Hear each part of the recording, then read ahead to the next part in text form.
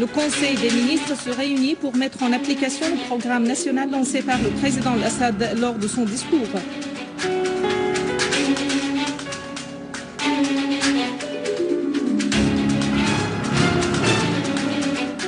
L'Iran annonce son appui à l'initiative du président Assad et estime que la meilleure solution pour sortir le pays de la crise est d'arrêter la violence et de passer au dialogue.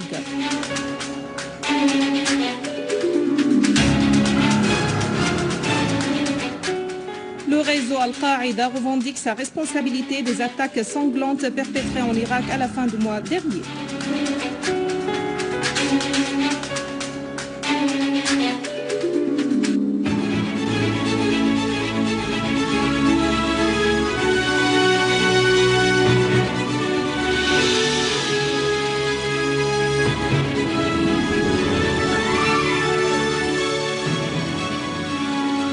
Mesdames et messieurs, bon après-midi et merci de nous rejoindre.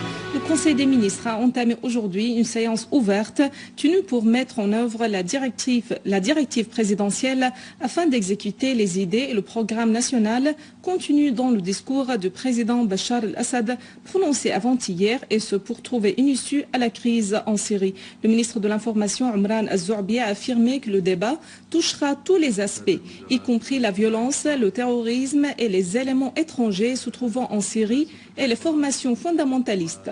Le débat doit également pencher sur les aspects économiques et sur la situation des droits de l'homme et des citoyens arrêtés, ainsi que la nature du dialogue, ceux qui doivent y prendre part et comment va-t-il se dérouler. M. Az-Zourbi s'était étonné en disant comment certains ministres des Affaires étrangères ont pu rapidement prendre une position négative du discours du président Assad et du programme en débat, alors que le temps ne leur a même pas permis de traduire ce discours.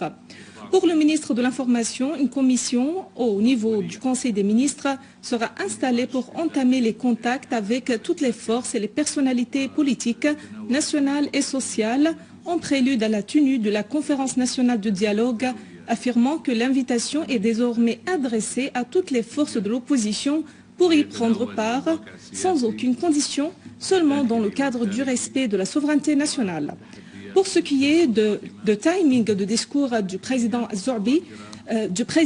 Az-Zourbi a affirmé que ce discours est intervenu en temps opportun puisque la conjoncture est devenue très mûre pour proposer ce programme national global dans le but de parvenir à une issue à la crise en Syrie. L'Iran a réaffirmé que la solution politique à la crise en Syrie est fondée sur l'arrêt de la violence et la transition vers le dialogue national. Le porte-parole du ministère iranien des Affaires étrangères, Ami Maman Parast, a affirmé qu'aucun État n'a le droit d'imposer sa volonté au peuple syrien et à prendre des décisions en son nom. Il a ajouté que les pays qui veulent aider les Syriens doivent participer à la création d'un climat politique serein afin qu'ils puissent décider eux-mêmes de leur propre avenir.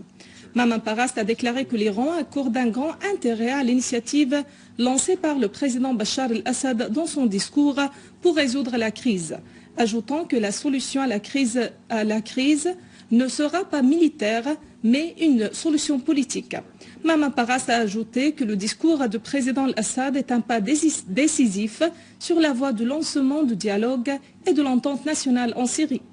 Maman Parast a appelé tous les pays régionaux et occidentaux influents à accorder à l'initiative du président Assad beaucoup d'attention afin d'avancer vers le processus politique, ce qui permettra de mettre fin à la violence dans le pays. Maman Parast a exprimé l'espoir que les États-Unis changent radicalement leur politique d'intervention dans les affaires intérieures des pays tiers et adoptent une approche politique plus équilibrée qui consiste à respecter les droits des autres peuples.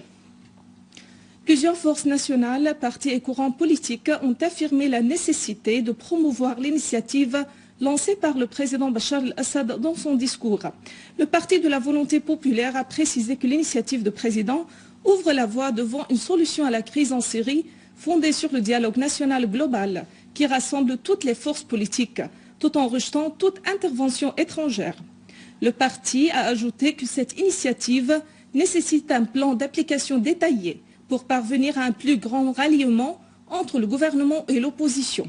C'est cette entente qui permettrait de réaliser une issue finale à la crise. Quant aux parties qui s'opposent au dialogue, elles assumeraient la responsabilité du sang des Syriens.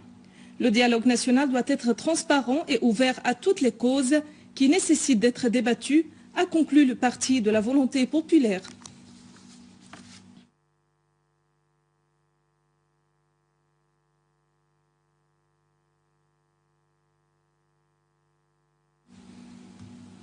Le Parti de l'avant-garde démocratique a affirmé son soutien à l'initiative du président Bachar el-Assad. Cette initiative est une carte de route pour les relations extérieures, régionales, arabes et occidentales, a souligné le parti.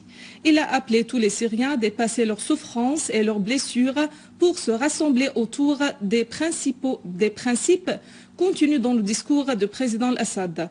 Il s'agit d'œuvrer ensemble pour que la Syrie reste souveraine et maîtresse de sa destinée, a conclu le Parti de l'avant-garde démocratique.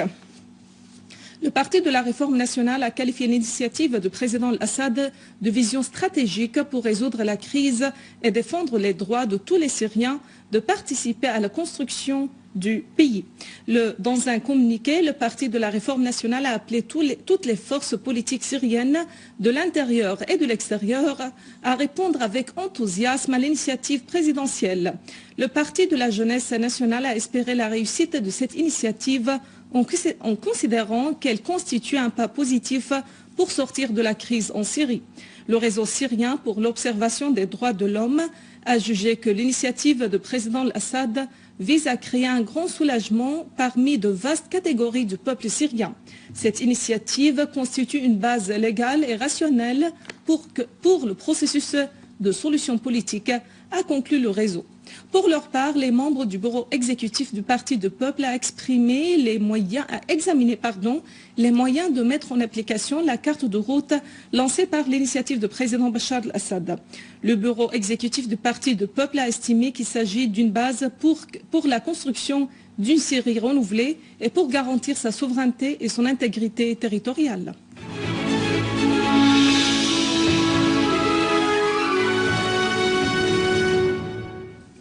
Les forces de l'armée arabe syrienne ont poursuivi aujourd'hui leurs opérations de traque et de ratissage dans la ville de Hama et ses environs. Elles ont pu liquider des terroristes armés qui lançaient des missiles de fabrication locale sur des civils de la ville de Mhardé. Parmi les terroristes abattus, Sulaiman Ibrahim Sulaiman et Murhaf Mohamed Chine. De même, nos forces armées se sont affrontées à un gang terroriste armé qui avait attaqué le village de Ain Issa dans la banlieue de la campagne de Al-Raqqa. Au cours de cette confrontation armée, nos forces armées ont détruit deux véhicules dont l'un était équipé de canons MT et l'autre d'une mitrailleuse, alors qu'un microbus transportant des terroristes a été également pris pour cible. D'autres terroristes ont été appréhendés avec leurs armes et matériels, dont des appareils de communication sophistiqués.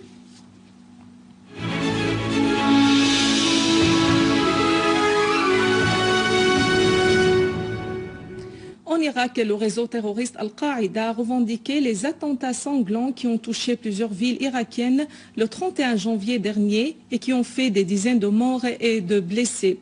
Le réseau Al-Qaïda a affirmé que ces opérations qui ont touché plusieurs villes irakiennes ont été exécutées par les soldats du soi-disant État islamique de l'Irak. Ces attentats ont fait 23 morts, dont 18 policiers, ainsi que 83 blessés. Un soldat turc a été tué et deux autres ont été blessés dans des accrochages avec des éléments du PKK dans le gouvernorat de Hakkari, au sud-est de la Turquie. Selon des sources turques, des combattants du PKK voulaient prendre d'assaut un commissariat dans la zone de Jokarja où des accrochages avec l'armée turque ont eu lieu, faisant un tué et deux blessés du côté gouvernemental et 12 blessés du côté du PKK. Avant de clore ce journal, un rappel des principaux titres. Le Conseil des ministres se réunit pour mettre en application le programme national lancé par le président Assad lors de son discours.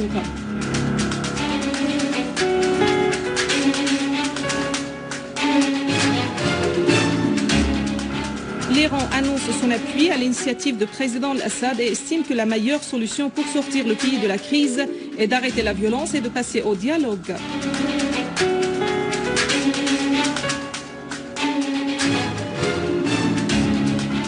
Le réseau terroriste Al-Qaïda revendique sa responsabilité des attaques sanglantes perpétrées en Irak à la fin du mois dernier.